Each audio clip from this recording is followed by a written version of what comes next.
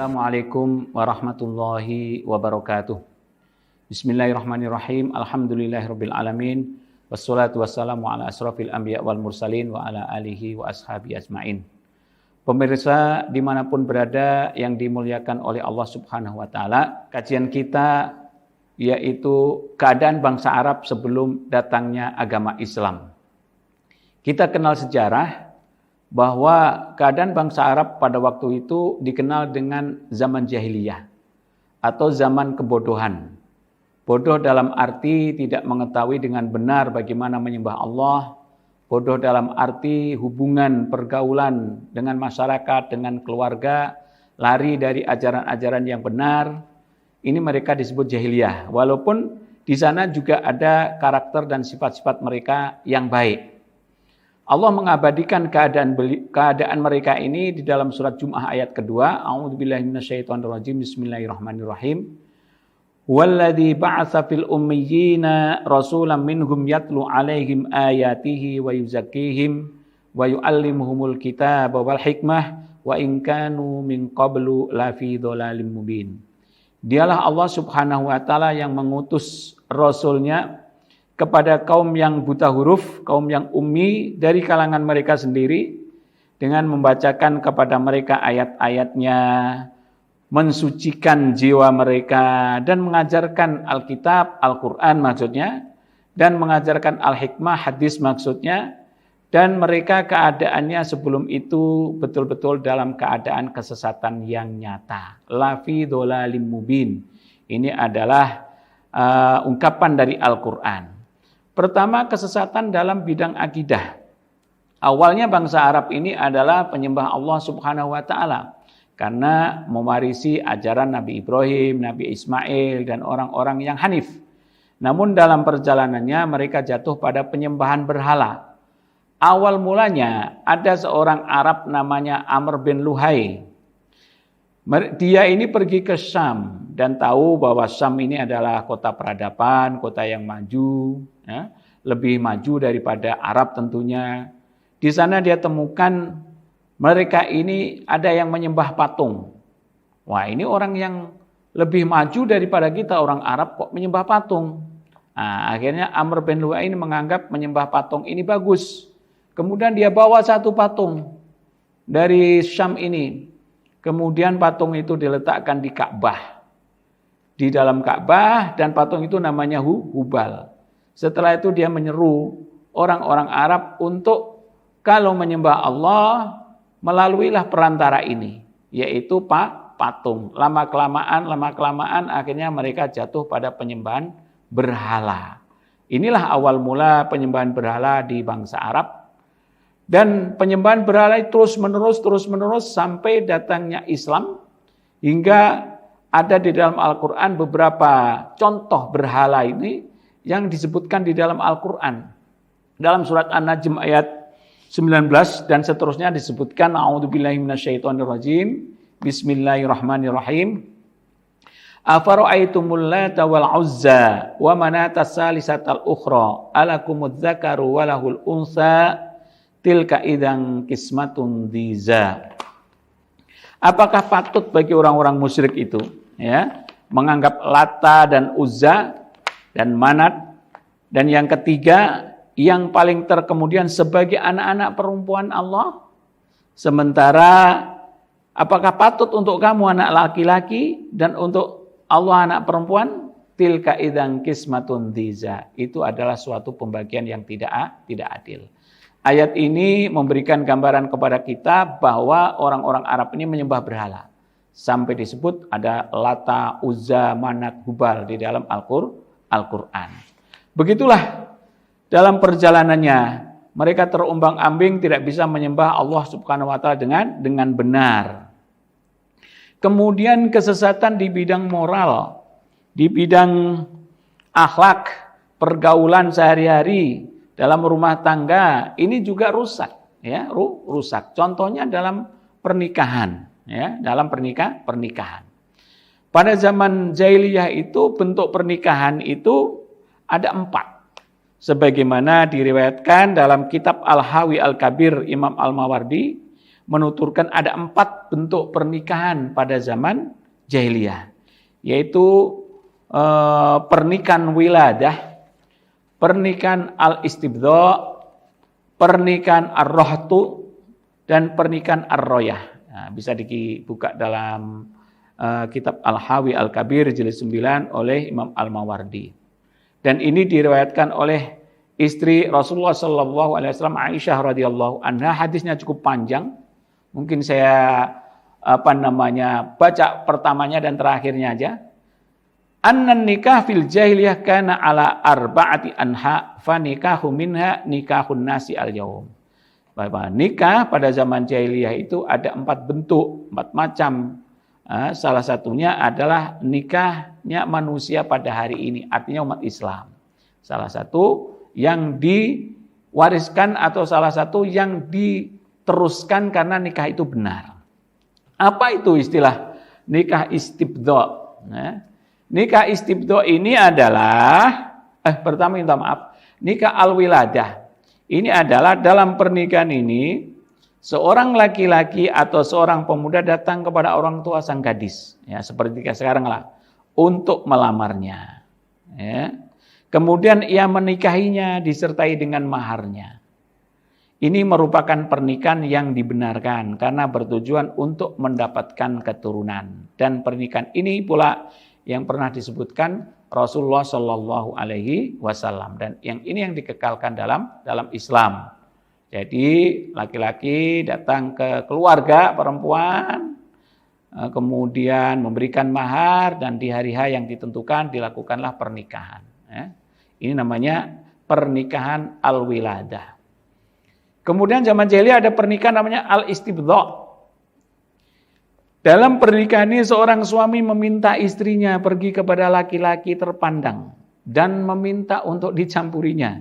Setelah itu si suami menjauhinya dan tidak menyentuhnya lagi hingga kelihatan dia itu hamil, ya, oleh laki-laki tersebut hingga melahirkan. Hal itu dilakukan semata-mata karena menginginkan keturunan yang bagus, ya, keturunan yang luhur, ya, yang mungkin tokoh, mungkin orang yang kaya. Ini nama tetap jahiliyah nih. Nah, zaman sekarang nggak ada itu, nggak boleh. Bentuk pernikahan ketiga pada zaman jahiliyah ini ada nama pernikahan ar-rohtu. Jadi ini seorang wanita didatangi laki-laki di bawah 10 orang lah, ya, datangi. Ya sudah tentu di situ melampiaskan syahwatnya. Kalau bahasa kita ya berzina, berzina. Hingga wanita itu suatu saat hamil. Setelah dia tahu hamil dan melahirkan, 9 orang tadi katakanlah dipanggil semuanya. Ya, setelah dipanggil semuanya, si perempuan mengatakan, kalian tahu apa yang terjadi di antara kalian denganku? Kini aku telah melahirkan. Dan ini adalah anakmu, wahai fulan, sambil menyebut, mungkin namanya itu di situ ada fulan gitu ya, disebut. Fulan, ini adalah anak kamu. Maka fulan itu tidak bisa lari, jadi 1 orang jadi bapaknya, yang 8 lari, begitu istilahnya. Ini pernikahan bentuk ketiga. Bentuk yang keempat, ada pernikahan namanya ar-royah. Ini ibarat kalau zaman kita sekarang ini pernikahan para PSK itu. Ya. Kalau PSK, pasang tarif, pasang tanda, pasang iklan, begitu ya. Nah, kalau zaman dulu begini, royah itu artinya bendera. Dalam pernikahan ini sejumlah laki-laki datang ke tempat para perempuan PSK tersebut. Nah, kalau bahasa dulu itu sundal gitu ya. Sebagai tandanya perempuan-perempuan itu menancapkan bendera di depan pintu rumah mereka. Sehingga siapapun laki-laki yang melintas dan menginginkannya tinggal masuk ke dalam rumah. Jika salah seorang perempuan itu hamil dan melahirkan, para laki-laki tadi akan dikumpulkan. Katakanlah sampai 15 orang begitu. Kumpulkan itu 15 orang atau 5 orang. Namanya juga pelacur, ya. Kemudian dia mengangkat seorang qaif, ya. Qaif itu yang menurut pandangan mereka adalah orang yang mengetahui nasab. Berdasarkan pandangan kepada bayi tersebut. Ya kalau sekarang lebih kepada dukun lah begitu ya. Namun disebut di sana itu qaif, ya. Pandai mengamati tanda-tanda anak dari turunan siapa. Setelah sang qaif akan menasabkan anak tersebut kepada seorang laki-laki yang juga disetujui si perempuan. Tidak ada seorang pun di antara mereka yang bisa menolak anak tersebut. Di penghujung hadis itu Aisyah radhiyallahu anha meriwayatkan falamma bu'isa Muhammadun sallallahu alaihi wasallam bil haqqi hadama nikahal jahiliyati kullahu illa nikahan nasi al yaum. Jadi ketika Nabi Muhammad sallallahu alaihi wasallam ini diutus dengan benar, maka dihancurkanlah semua pernikahan itu kecuali satu, sebagaimana yang disyariatkan Islam pada hari ini, ya. Kesesatan dalam muamalah, dalam hubungan antar suku terjadi banyak penindasan. Yang kuat menindas yang lemah, banyak perbudakan, perampokan, pembunuhan, hal yang biasa. Ini terjadi di zaman jahiliyah. Ya. Kesesatan bangsa Arab jahiliyah sebelum datangnya Islam, selanjutnya yang keempat yaitu dalam bidang urusan rumah tangga, di mana mereka itu tidak mencintai anaknya yang lahir perempuan. Ya. Kalau laki-laki dia senang, perempuan tidak senang. Walaupun tidak semuanya, tapi bisa menjadi pandangan umum. Kenapa mereka tidak mencintai perempuan? Karena dianggap perempuan itu membawa sial. Pertama, dia besarkan, setelah besar terjadi perang antara suku kalah. Kemudian mereka dirampas, jadi jatuhlah harkatnya.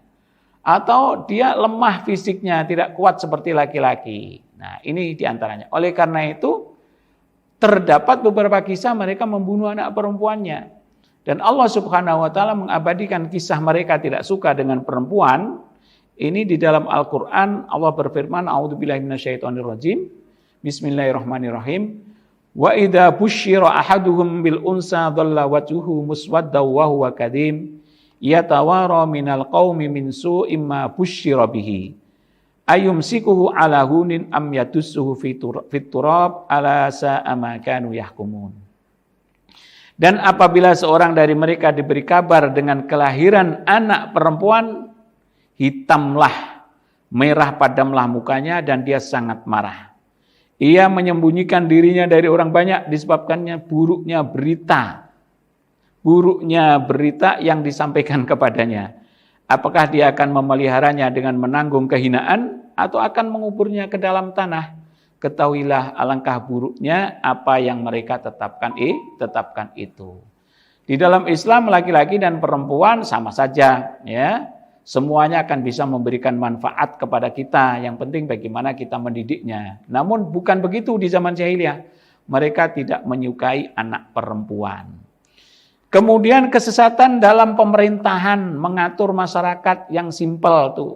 Masyarakat jahiliyah ini bukan terdiri dalam satu penguasa yang mutlak, tapi masing-masing kabilah, ya. Masing-masing kabilah ada ketuanya, ibaratnya raja-raja kecil lah kabilah itu. Di sini penyakit yang paling rusak adalah adanya sistem kasta, di mana manusia itu dilahirkan dalam keadaan merdeka, namun mereka mengkasta-kasta manusia, ya. Terdapat banyak perbudakan. Nah, bahkan di dalam Islam sendiri ada dulunya seorang budak, namun menjadi muadzin Rasulullah Shallallahu Alaihi Wasallam, yaitu sahabat Bilal bin Rabah radhiyallahu anhu. Dulu seorang budak, namun dibebaskan oleh Abu Bakar. Nah, ini sangat banyak dan ini sangat tidak manusiawi. Maka Islam lahir, dimerdekakanlah budak-budak tersebut. Yang terakhir adalah kesesatan dalam keyakinan di mana mereka mempercayai para dukun, ya. Sampai sekarang pun banyak juga dukun-dukun. Ini kepercayaan zaman jahiliyah ini. Contohnya mereka itu. Mereka mempercayai berita-berita ahli nujum, peramal dan dukun serta menggantungkan nasib melalui burung-burung ketika ingin melakukan sesuatu. Mereka mengusir burung. Kalau burungnya ke kanan mungkin perjalanannya jadi. Tapi kalau terbangnya ke kiri tidak jadi. Jadi perjalanan hidup dia ke depan itu tergantung kepada kepakan burung ke kanan atau ke kiri. Nah, ini adalah salah satu bentuk kekhurafatan mereka. Ada suara burung seperti ini, oh ini ada berita seperti ini. Karena pesimis dengan bulan Safar misalnya, mereka kemudian merubah aturan haji sehingga tidak mengizinkan orang luar Makkah untuk haji kecuali dengan memakai pakaian dari mereka. Jika tidak mendapatkan maka melakukan tawaf dengan telanjang. Nah, inilah diantara beberapa keadaan masyarakat zaman jahiliyah yang terjadi sebelum datangnya agama Islam. Alhamdulillah dengan diutusnya Rasulullah SAW, era jahiliyah ini pun berakhir. Syahrul Ramadan alladzi unzila fihil Qur'an hudal linnasi wa bayyinatin minal huda wal furqan. Demikian. Apabila ada kesalahan dan kekurangannya, kami mohon maaf yang sebesar-besarnya. Wabillahi taufik wal hidayah. Wassalamualaikum warahmatullahi wabarakatuh.